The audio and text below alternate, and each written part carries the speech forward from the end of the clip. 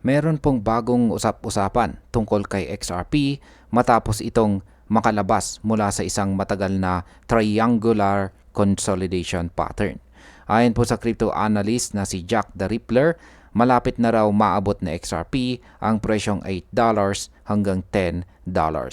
Kaya sa video na ito ay aalamin po natin kung ano po ang ibig sabihin ng breakout na ito, gaano nga ba kalakas ang posibilidad na umakyat sa XRP at ano ang mga pananaw ng community tungkol dito. Kaya yan, bago po tayo magpatuloy ay pakibasa na lamang po muna ang disclaimer dito po sa ibaba ng ating screen.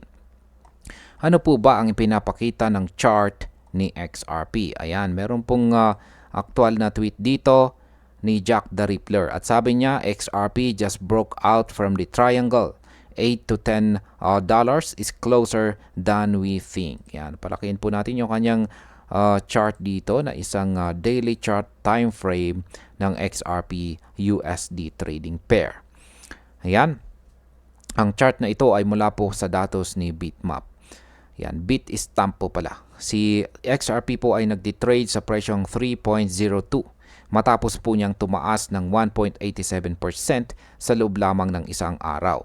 Makikita po natin sa chart na ito na ilang buwan nang nakakulong sa XRP sa isang symmetrical triangle kung saan ang kanyang presyo ay patuloy po na gumagalaw sa pagitan ng pababang highs at saka pataas na lows. Kapag ganitong setup, madalas itong tinatawag ng mga traders bilang squeeze formation na karaniwang nauuwi sa isang malakas na breakout. At ayon po sa chart, ang breakout na ito ay pataas kaya maraming traders ang nagiging bullish. Sa market impact, kung magpapatuloy po ang breakout na ito, maaaring magsimula ng panibagong rally sa XRP. Ang pagbasag po sa matagal na consolidation na ito ay madalas nagdudulot ng malaking paggalaw sa presyo. Kaya posible pong lumakas ang buying pressure. Ano naman po ang sinasabi ni Jack the Rippler? Yan, dito na po papasok ang post ni Jack the Rippler kung saan ay sinabi niyang XRP just broke out from the triangle. $8 to $10 is closer than we think. Malinaw dito na naniniwala siya ng kasalukuyang breakout na ito ay hindi po basta minor movement lamang, kundi maaaring simula ng mas malaking rally. Kung totoo po ang kanyang projection mula po sa presyo na $3 ay higit doble pa ang pwedeng itaas ni XRP. Kaya sa market impact, kung seryosohin po ng mga investors ang ganitong bullish projection, posible pong tumaas ang demand at lumakas ang FOMO or fear of missing out. Ito ay maaaring magpabilis pa ng galaw ni XRP pataas. Ngayon ay ano naman ang naging reaksyon ng community dito?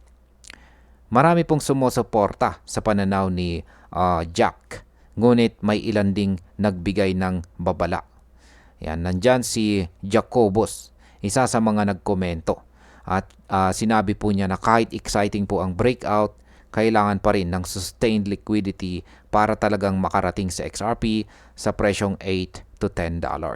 Sa madaling salita, hindi po sapat ang chart pattern kung wala namang malakas na tuloy-tuloy na buying power. Samantalang si Red Ram naman ay mas conservative po ang kanyang tingin. Ayon sa kanya, hindi po agad mararating ni XRP ang $8 to $10 at mas nakikita niyang ang posible pong target na mas nakikita niya ay ang $4.50. Para sa kanya, dapat laging handa dahil unexpected pa rin ang crypto market. Sa market impact, ang mga magkaibang pananaw na ito ay nakakaapekto sa market sentiment. Ang mga sobrang bullish na traders ay maari pong mag-push ng presyo pataas, habang ang mga mas conservative ay naghihintay muna ng kumpirmasyon bago pumasok. Ano naman ang susunod na dapat nating bantayan dito kay XRP? Sa ngayon, nananatili po si XRP sa higit $3 at ang mahalaga ay kung mapapanatili po niya ang posisyong ito sa ibabaw ng breakout point. Kung manatili po siyang matatag sa price level na ito, mas lalakas po ang tsansang magpatuloy ang kanyang upward momentum.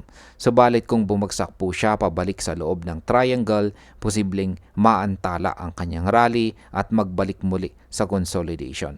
Kaya sa market impact, ang $3 na price level ay nagiging bagong psychological support. Kung manatili po ito, ang mga traders ay magiging mas kumpiyansa at posibleng mas dumami pa ang magbubukas ng kanilang mga long positions.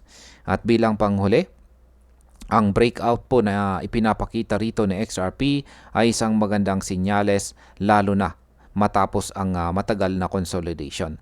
Ang forecast po na $8 to $10 ay tunay na exciting pero kailangan din ng maingat na pagsusuri dahil malaki po ang agwat mula sa kasalukuyang presyo. Ang susi dito ay kung may sapat na liquidity at suporta mula sa market para itulak sa XRP sa ganitong price level. Para sa akin, ang breakout ay dapat pong ituring na positive signal pero mahalaga pong bantayan natin ang susunod na mga araw kung magpapatuloy ba ang momentum o ito ay pansamantalang galaw lamang. Ayan, hanggang dito na lamang po tayo sa video na ito mga ka-crypto. Marami pong salamat sa panonood. Ingat po tayo lagi at God bless po sa ating lahat.